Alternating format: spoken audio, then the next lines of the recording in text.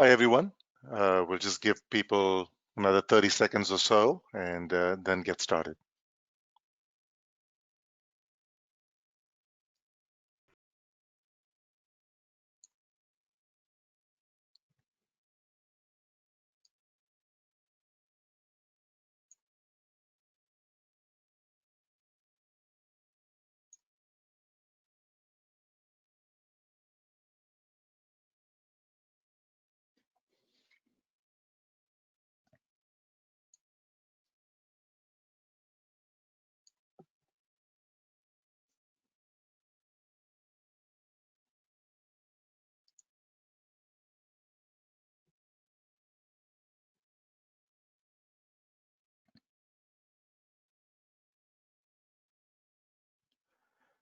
Let's get started. Hi, everyone.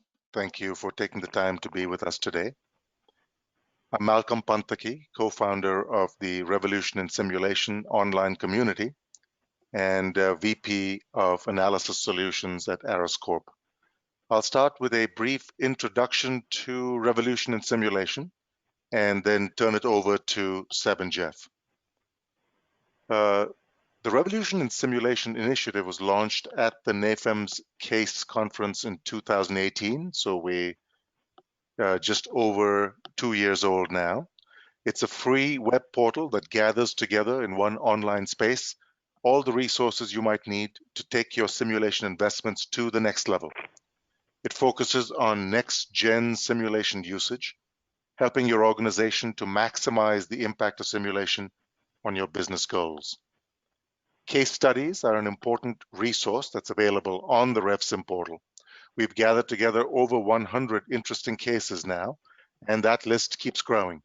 You can find out what your industry peers are doing to increase the impact of simulation within their organizations.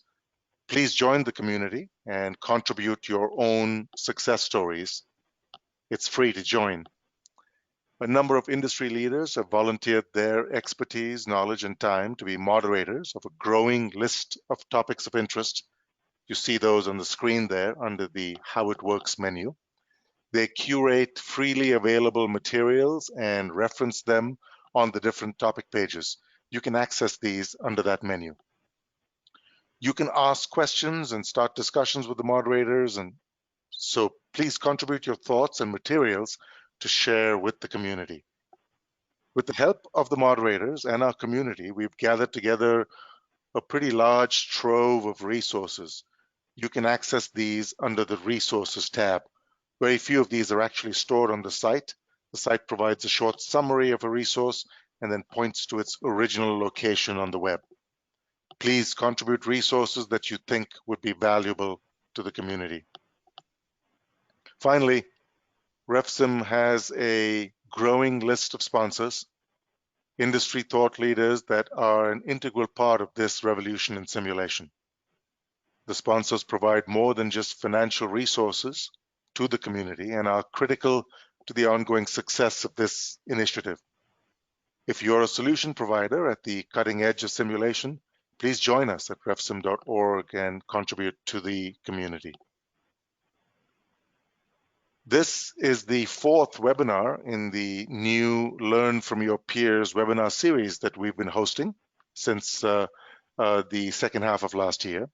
The next one is scheduled for February 16th, where MSC Software will present case studies demonstrating how to power simulation, CAE, with AI and ML algorithms. Links to this presentation and to the recording of the session will be sent to you shortly, and you can get to see the recordings of all the prior webinars on the RevSim site. If you have questions, please type them into the questions panel. And with that, I'd like to hand it over to Seb Dewhurst from Esa Software. Seb? Thanks very much, Malcolm. I appreciate it. Just wanted to check you can see my screen there, Malcolm? Yes, I can. Very good. Well, before we launch into the good stuff with Jeff, and I think we've got a really nice case study from Schneider Electric this morning that I think will have everyone pretty much glued to the screen, I wanted to give just a little bit of context about ESA, because I think that will help head off a lot of questions and help put Jeff's talk into a little bit of context. So I'm going to limit myself to just one slide, and those of you who know me will know that that's quite a concession on my part, so I'm going to try and keep it short and sweet, and a little bit about ESA and how we originated and how it works. And so, as I said, hopefully that will head off a few questions. So ESA originated with a company called AEA Technology some years back now. We came out of the CFX group, and those of you in the modeling simulation arena will certainly have heard of the CFX name. It's one of the CFD codes that is actually now part of the ANSYS stable of modeling tools. So ESA actually spun off as an independent entity some years ago. And our original remit was to help engineers and modelers, scientists, to wrap up their models into fit-for-purpose web applications to essentially democratize them. So it's very much democratization of modeling and simulation. So therefore, I think just from Malcolm's brief description of RevSim, you can see that we are very neatly aligned with the goals of RevSim. It's very much what ESA is about. Now, there are many ways of democratizing modeling and simulation, and the ESA approach, which is the amplification of template models, is just one of many approaches. So we would not dream of suggesting that that's the only way of democratizing modeling. But it is a very valid approach, which is very suitable for certain use cases. So a little bit about the ESA technology, and try and, as I said, head off a few questions here. ESA itself is a server class software which is installed on a server machine, these days typically a virtual machine. Now, we are often asked, are you a software as a service? And the answer is technically no, although in practice the difference becomes a little moot. ESA can be installed either on-prem, and historically a lot of our customers have installed ESA on-prem. But these days, driven by a variety of factors, we are actually seeing more and more cloud installations. Most of our customers already have relationships set up with hosting services like AWS or Azure or others. And if you are interested in using ESA on the cloud and you don't have a preferred hosting service, we can absolutely set you up. We partner with AWS, and we can set you up with an AWS VM and install ESA on it for you to use very straightforwardly. The reason why cloud is being driven, I think, it's several. One is that increasingly customers are using ESA to build apps that are deployed not just to internal users within their organization, but to other people outside the organization, other stakeholders, so service partners, agents perhaps, other people in the supply chain, customers, prospective customers even. And so that is greatly facilitated if you've got ESA installed on the cloud. It just makes life much easier in terms of deploying, sharing apps out with authorized users that are outside of your organization. And I think the other thing that's driving it is the trend, of course, over the last 9 months towards remote working. If you can deploy apps to end users who are working remotely, even if they are internal employees of your organization, allowing them to access models that are kind of centrally held, rather than trying to have everybody using models locally on desktops, can be a boon in these days of remote working. So, as I said, ESA software installed on a server class machine. This diagram is just for simplicity showing a single server type setup, which is often how our customers start. Most of our larger customers, I will say, migrate to a multi-server setup, so a server for development, creating applications and testing them, typically a second server for testing, and maybe then a third server for production. And that's a typical IT good practices. But we're just showing a single server here just to keep life simple. Now, on the back end, we will see typically a variety of different resources connected to ESA, one of the most obvious being Excel.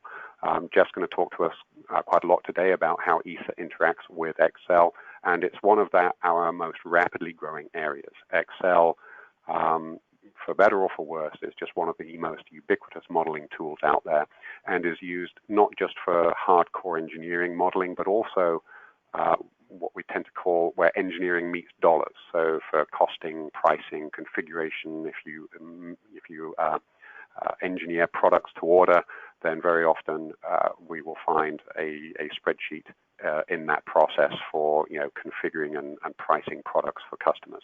So that's a very common use case.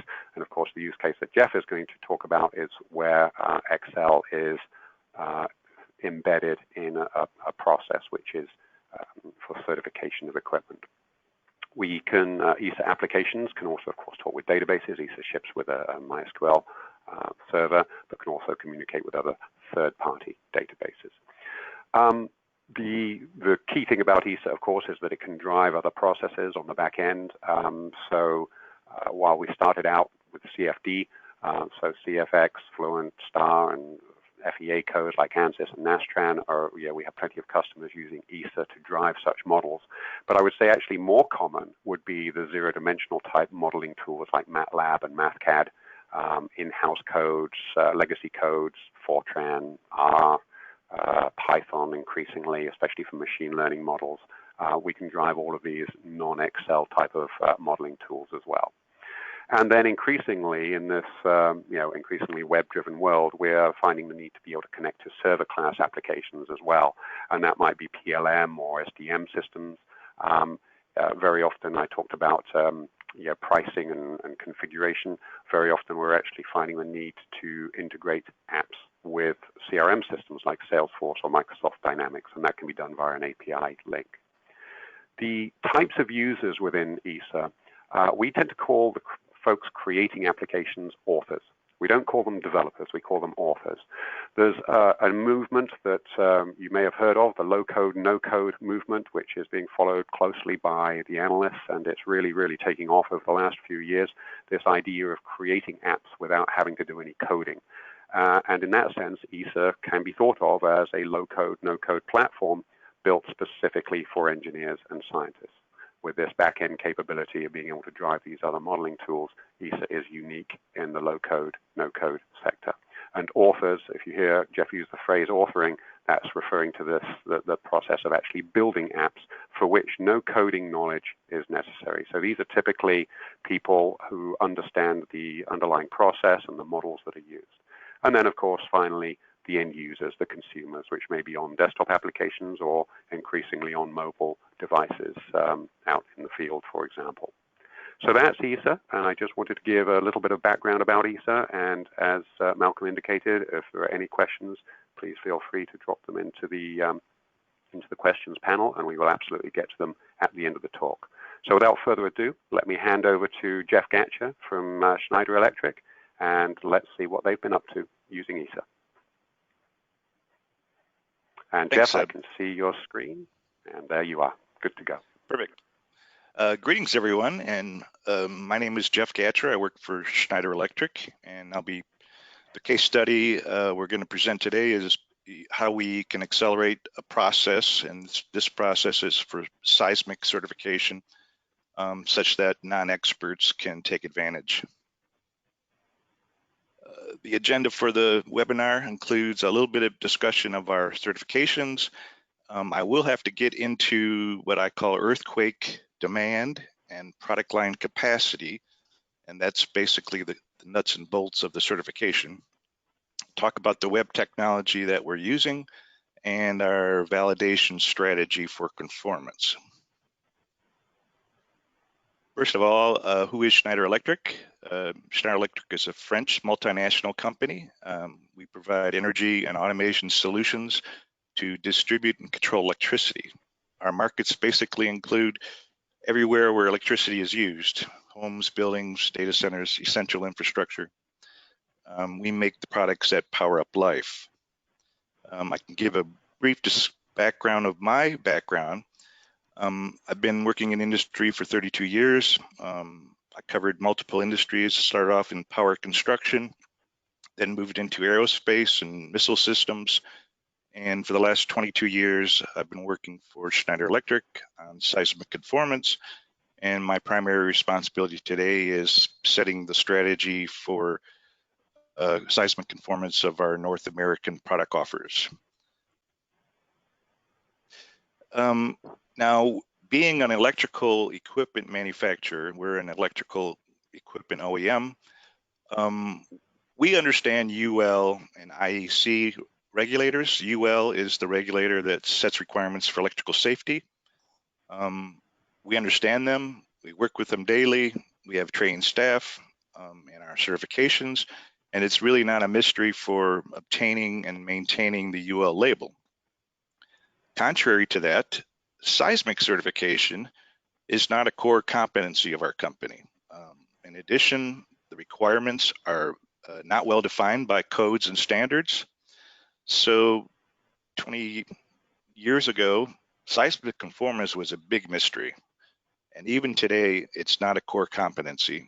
We have 3 or 4 what I call subject matter experts, earthquake engineering experts, and that's located worldwide. So there's not many of us. And when we were looking at this problem, we had to really get down into the details to try to figure out what to do, and more importantly, how to handle a process. So what is seismic certification? The building codes, they prescribe the earthquake demand, and that becomes a requirement when state and local jurisdictions enforce provisions. So basically, certification is a validation activity. You have to ensure that what's called non-structural products have greater capacity compared to what the prescribed demand is. I'll talk a little bit about what non-structural means. On the surface, it sounds pretty simple. However, the underlying complexities are quite challenging. And when we talk about the actual application, we're really talking about essential buildings. All building codes label buildings based on their essential functions, and certain buildings like hospitals and data centers and water treatment and government facilities and facilities that handle hazardous material and emergency responders and shelters. All of these types of buildings would be defined as essential. And essential infrastructure means that we have to certify all of the equipment that's servicing that building. And what that actually means in the bottom line is we have to test our equipment to validate that our equipment can take the earthquake shaking. So what was our objective? Our objective was to try to capture, automate a best practice for seismic conformance business process that can support the needs of our commercial tendering teams. And these would be field sales teams, product manager teams, tendering teams. These are non-experts, of course, certainly not an expert in seismic. We also wanted to address US and Canada requirements for seismic, but be expandable to include global building codes and seismic standards. Seismic codes are typically done by countries or regions, and so each country and each region has their own requirements. And finally, it has to be simple to use and maintain without creating custom software. What I'm showing here on the bottom right is our first generation seismic tool, and this was completely custom code. It was, I think, written in C++, and it became a real pain in the butt to modify. It was being managed by our IT team, and in order to make any change, you had to write a project request, you had to get a budget established, and more importantly, you had to wait in line. And so anytime we needed to change the tool, it would take us literally 6 to 12 months to get anything done. So that was a lesson learned originally. And so when we started looking at doing a generation 2 tool, we decided to go without creating custom code, and we ended up selecting Esa software as our vendor.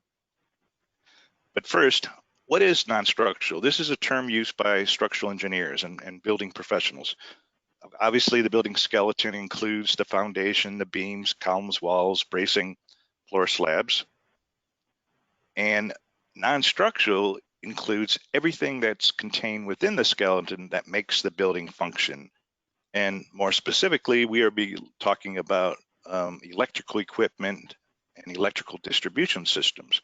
And it's an interesting note that if you exclude the cost of the land, 80% of the cost of a building is composed of the non-structural. So the structure itself costs 20%, and all the stuff that makes the building function costs 80%. And so obviously building owners have an investment that they need to protect.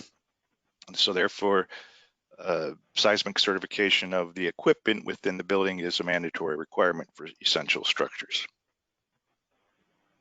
So how do we establish compliance? And again, the simple answer is we have to validate that for each product order, we have tested the product and the capacity exceeds the demand that's prescribed at the job site location. So in simple terms, we just have to verify the capacity exceeds demand. But there are some issues that are different, specifically compared to something like a UL label. So what I'm going to go into is a little bit of a primer on what I call earthquake demand. What you're seeing here is a global seismic hazard map. The units are in peak ground acceleration, which is often referred to as PGA. And as you can see, it's a highly variable hazard.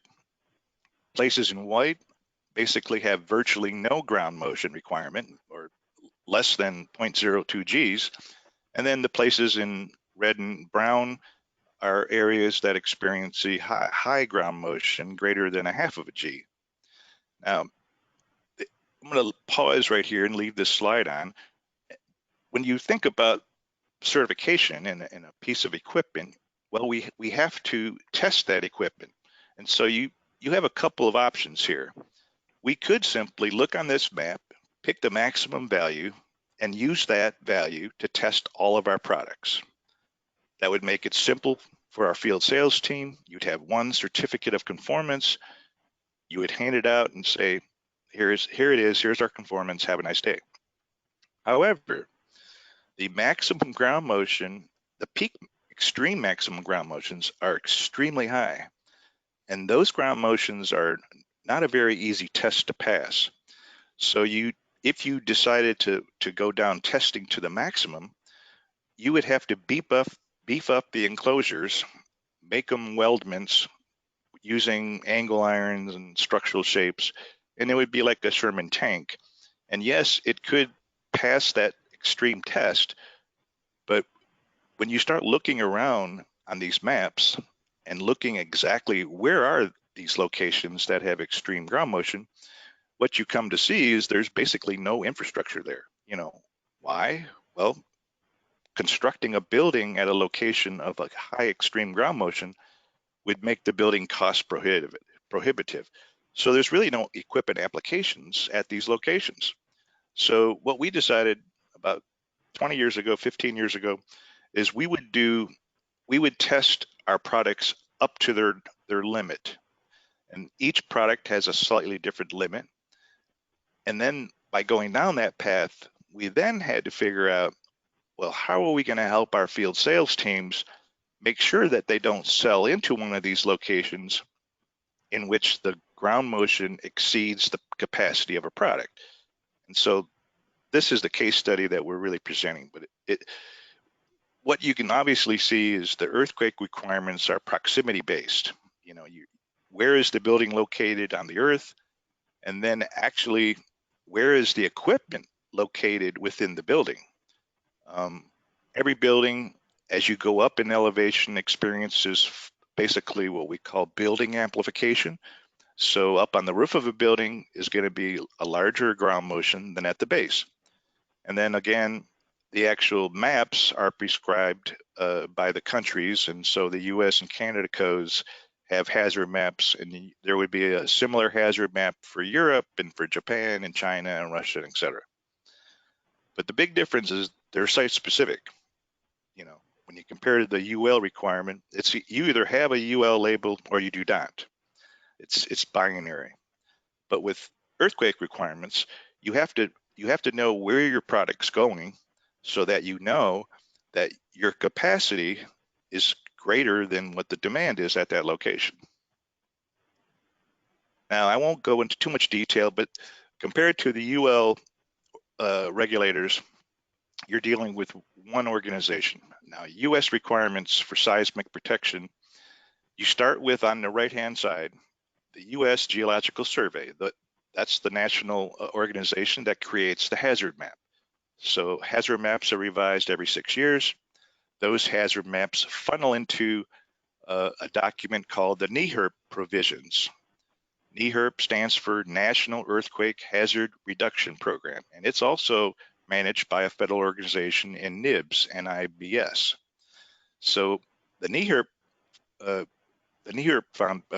provisions include the new maps, but also include research from academics, lessons learned from previous earthquakes. That's really the area where the core science is being developed for earthquake protection. That then funnels into a document called the ASCE7, which is a design loads document for building structures, non-structures, and includes non-structural, which would include equipment. Well, the ASCE7 is a design document, includes loads for earthquakes, but also includes loads for wind and snow and ice. The current version is on the top, ASCE 716, but the ASCE 7 is not a code, it's not enforceable. So the ASCE 7 then funnels into the IBC, which is a building code. It's called International Building Code, even though it's really just officially the building code for the United States. The ICC is the organization that creates the IBC, and the 2018 version is current. And the IBC is an enforceable document that's used during building construction. And then lastly, the state of California, they take the IBC, they write amendments to it, and then they call that the California Building Code, the CBC, and the 2019 version is current. So the lessons that we learn is this is definitely not a straightforward path. There's multiple players, multiple federal government agencies. It's simply not the same thing as dealing with a single regulator like UL. So if we were to do this manually, this is kind of a schematic of what that would take. The first thing we have to come up with is, where is this construction? Where's the building location? So we get the address of the building. Then we feed that into the USGS website. They have a website. You feed in the address, and what it does is it spits out the design spectrum that comes from ASCE7. Now this design spectrum is a ground level site hazard response spectrum that you would use for the design of the building.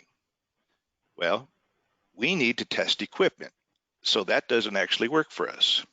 It would work if all of our equipment was located at ground level, but we have equipment located all over buildings, inside and even on the roof. So the last step is we need a floor spectrum, and a floor spectrum could then be used to test equipment. And we can vary that floor spectrum depending on whether we're testing for a roof application, is how we actually test. And it tells you what the spectrum requirement is, and is fully correlated with the ASCE7. This was basically accomplished with a document called AC-156, which was created in year 2000.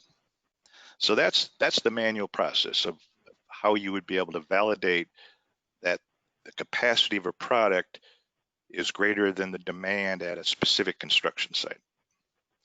Well, we decided that was way too complicated for a field sales guy to be able to do, or anyone really, other than a subject matter expert.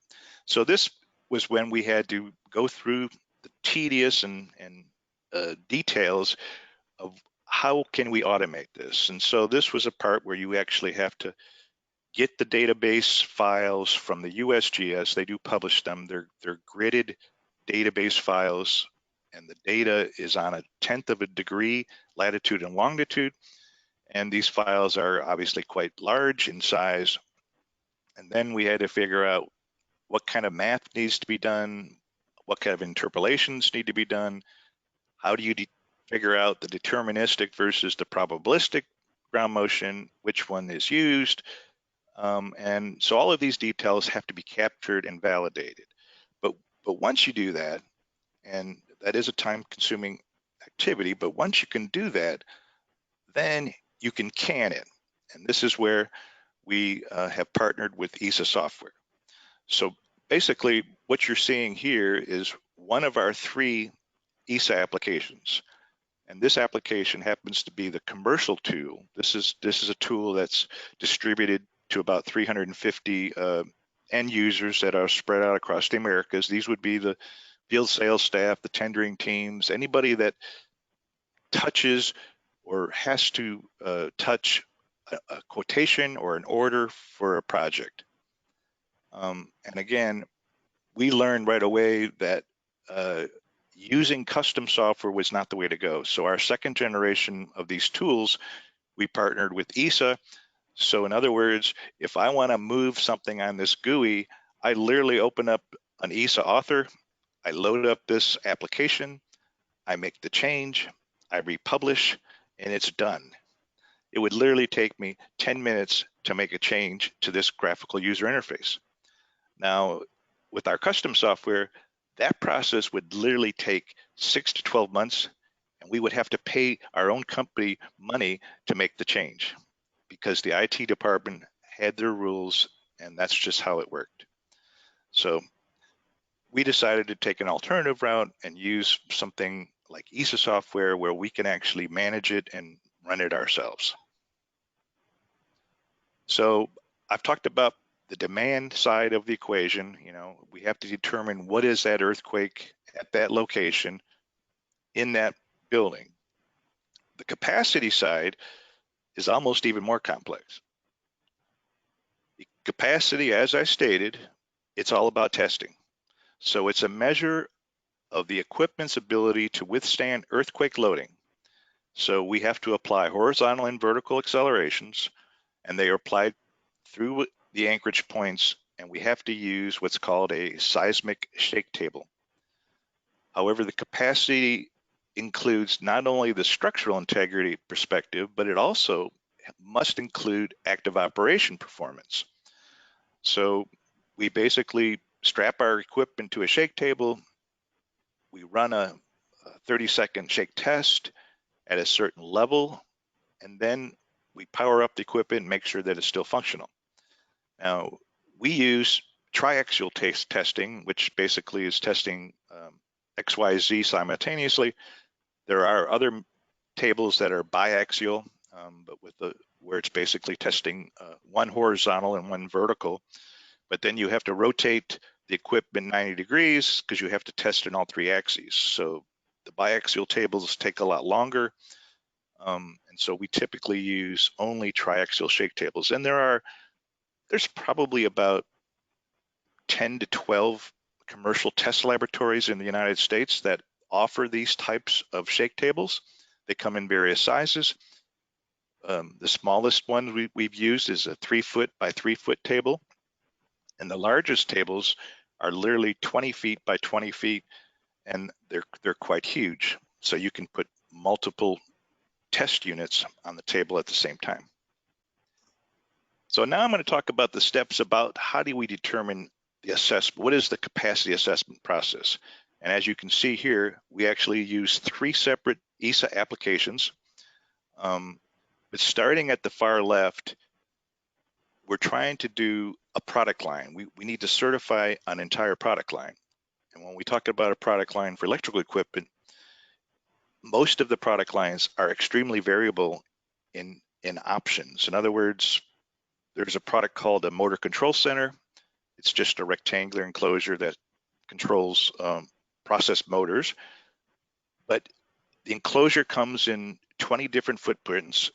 And inside the enclosure, there are literally about 50 different types of electromagnetic or electro widgets that do some type of motor control function. So when you're mapping it out, you have to lay out all of the enclosure options. You have to identify all of the major subcomponents that would have an impact on the distribution system if they were to fail. we don't care about pilot lights and about, say, human interface devices. What we care about is like a main circuit breaker. So if that circuit breaker fails, obviously the downstream electrical distribution system would fail as well. So we have to map all that out for a variable product line. And then we go through the process in the second step, which is by far the most difficult. Out of those thousands of permutations of pre-engineered design offerings under a given product line, which ones do we select to test? We obviously can't test all of them. That would be ridiculous. So we have to narrow down and define our test samples. And what we want to do is we want to configure test samples that would then umbrella the entire product offer. Now, when we look at enclosures, we look at the various sizes and footprints of the enclosures. We have to look at the weight density, the mass density. We have to look at center of gravity.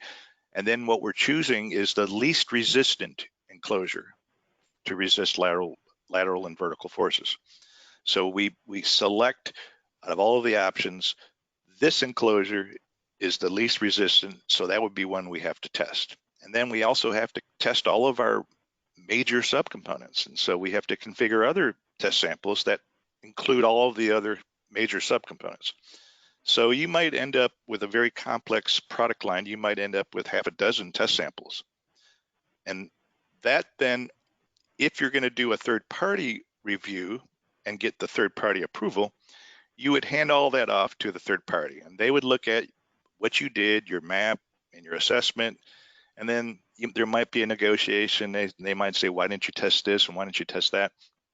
And then you end up going into a test program. And then we enter data into our Esa application. And then once we finish the test program, we need to do management of the product line.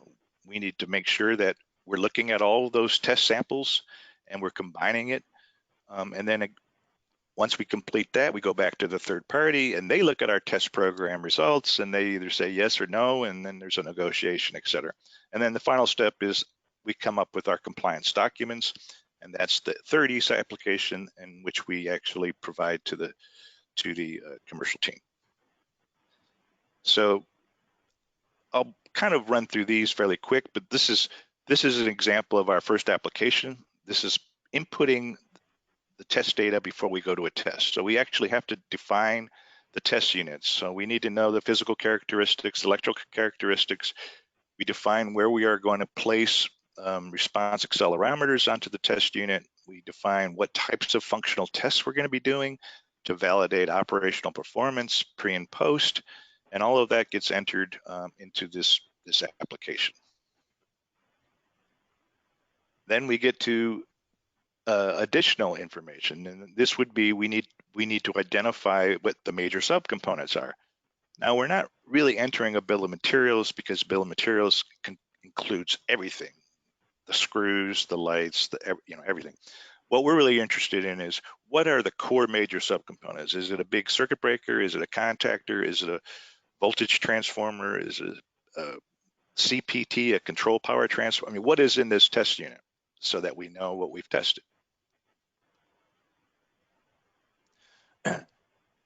Once we do the test, we actually then enter the actual results. We take the test report that the laboratory gives us and we digitize it. And then we enter natural frequency of the test unit. So what is the fundamental frequency in the X, Y, and Z directions? What were the results from the active operation? Did everything work like we thought it was, or was there an anomaly of some kind? We identify everything. What did the structural integrity results look like? Was there any anomalies? Was there deformations anywhere? Was there a weld crack somewhere? And a real key element is capturing the photos and videos.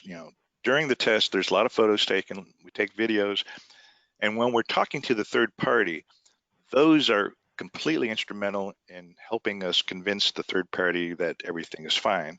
So we have a record of those videos and photos. And we also fail things. I mean, not every time we test is a successful test. I've been at the shake table where everything was flying apart. I mean, it literally blew up. And so we need to understand why. I mean, what was it in that design that made it so weak? Was it using thread forming fasteners, for example, at key locations, or where did it start to fail first?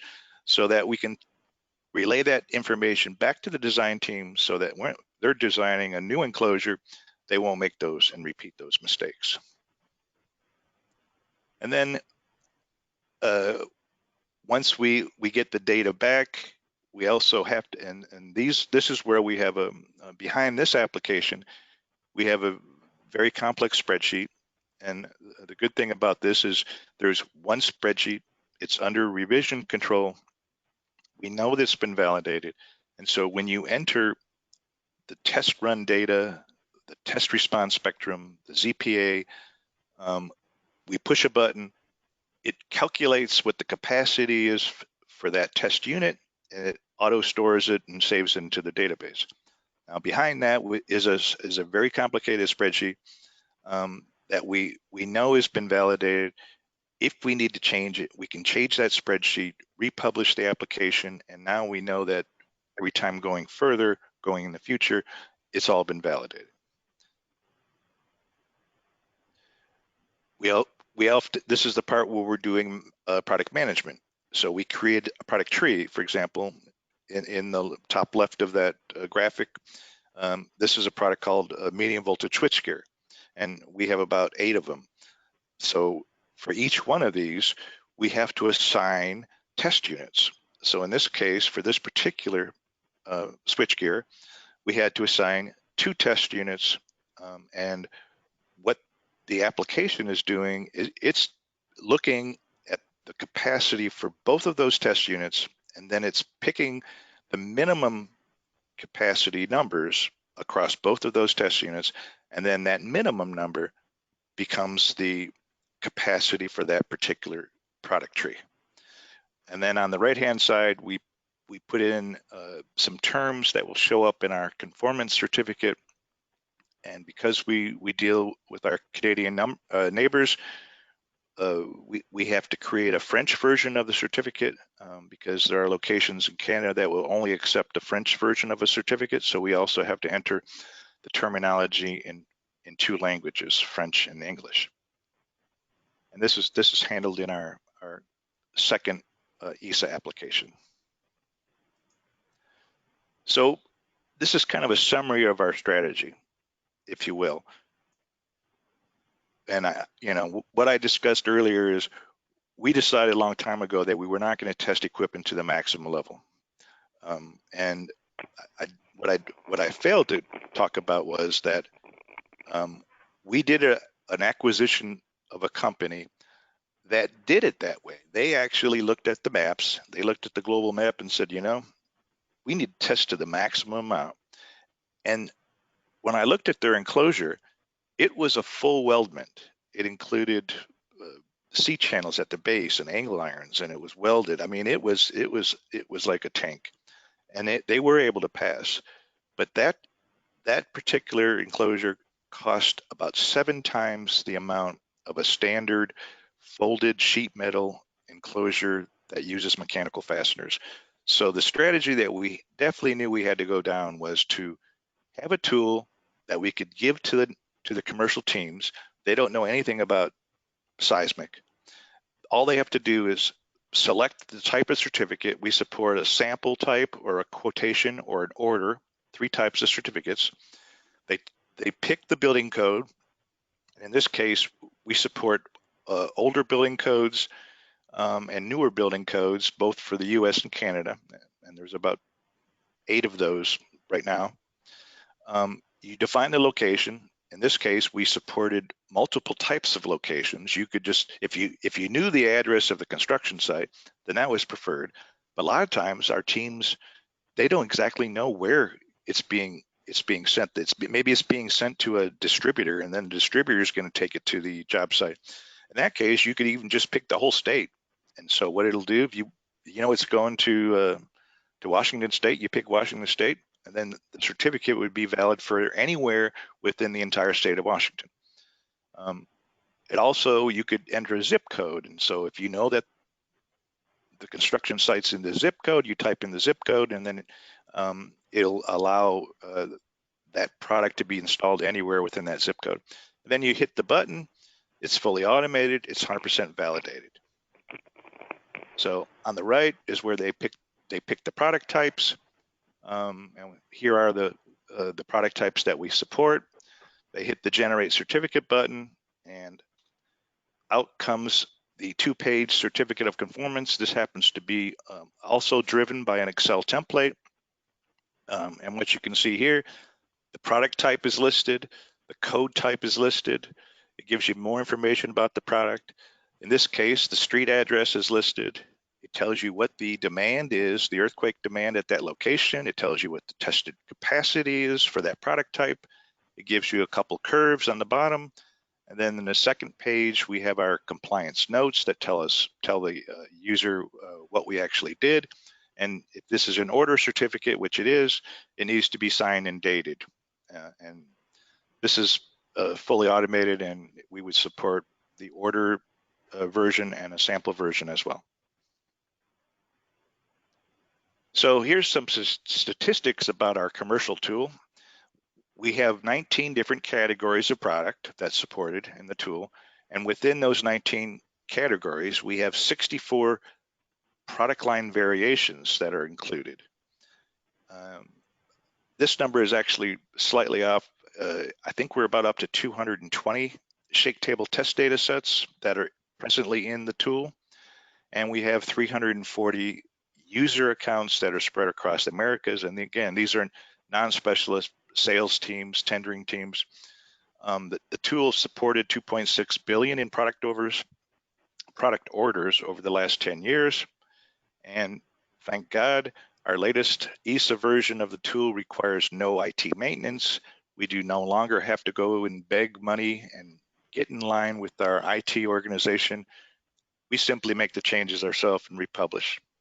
It also is a permanent knowledge capture, 100% validated, and then we have democratized it to non-experts. We're planning to do an update in 2021 using ESA technology, but what we're planning to do is cover building codes that are outside the US and Canada. So the list on the right shows you all of the codes that we plan to support, and these are the majority of countries or regions that do experience some risk for earthquake. And also within this set of countries, it represents more than 2/3 of the world's GNP. We're going to expand our deployment outside of North America and expand it to cover all of the geographies where seismic is a requirement. And then we'd also like to restructure our apps to be 100% database driven. And that, I believe, is the last slide. So I think I'm going to hand this back to Seb. That was just super, Jeff. Really fascinating. That is, I mean, especially for us here at ESA, we see very often the technology being applied to, hardcore modeling, calculations, engineering scientific calculations, and this is clearly related, but it's slightly different. It's definitely an expert-only process. And it's actually more closely related to incorporating physical model results into a process, but nonetheless, it's an expert-only process, and how you've democratized it is a really imaginative use of ESA, and I'm sure that our attendees are thinking about processes within their organizations, for their respective organizations, that could be more automated and democratized, not just the hardcore modeling and simulation type processes, but others as well. So we are getting a few questions coming in now, and so let's take them in order. And just for those of you asking questions, please be assured that we do keep track, and if we do run out of time, we've got 10 minutes left. If we do run out of time, we will absolutely get back to you via email. So we've got a couple coming in. How many people does it take for administration of the technology? Today, myself you and a colleague, so there's two administrators. Two administrators. Okay. Yep. Very good. We have another question here. How often does it break or glitch? That's a great question. I mean, and we've had issues with the custom code running on multiple web browsers. It did have an issue. We had to force our users to only use Chrome. But when we validated the Esa application on the web browser, we looked at all of the browsers, Edge, Internet Explorer, Chrome, Firefox, and never once have we ever had any user indicate that there was a glitch or a crash. So as far as I'm concerned, it's extremely stable with every web browser you're going to find out there. Right. Do you have anyone using it on mobile devices and using, say, Safari, Jeff, or is that? I can't. I don't have direct evidence. I've tried it on a mobile device, but my eyes are not as good as as I'd like, and it's a little it's a little too small for me. But it does run on a mobile device, yes. Yeah. Interesting. Okay. Well, that's I think that points to another aspect of low code, the idea of building apps in more of an authoring kind of mode rather than custom coding. Obviously, as soon as you get into custom coding, there are many places where things can break. Whereas the whole point of a low code platform like Esa is that many apps have the commonalities in terms of deploying and running apps have been tested. So all the pull down menus, the buttons, and this and all of that it's all been done many times before. So when you create a custom app using a low code platform like Esa, you're reusing widgets and tools that have been tested and used in many other hundreds of apps, hundreds of companies around the world. I know I had indicated, and I'll emphasize it again. I mean, because our custom code was managed by our own IT group, and the way that they work, you have to have budgets and project schedules, and I mean, literally, it would take us 6 to 12 months to make a minor change, where I can literally make that same change in 5 to 6 minutes, and then republish, be done with it, and test it and republish. Yeah. No, that's great, Jeff. Okay, we've got a few more questions coming in here. So I think there's one question here about I think referring to the testing that you did, Jeff. And it said the question is, was all of the testing physical, or was there any computational testing? Simulation type testing. Yeah, that's a good question. The building code allows 3 types of approaches to certification. You can do full testing, you can combine testing with analysis, or you can use what's called experience data, which would mean, there's an electrical, the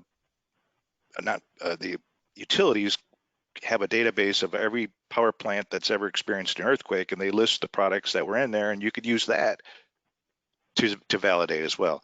But that turns out to be extremely not useful.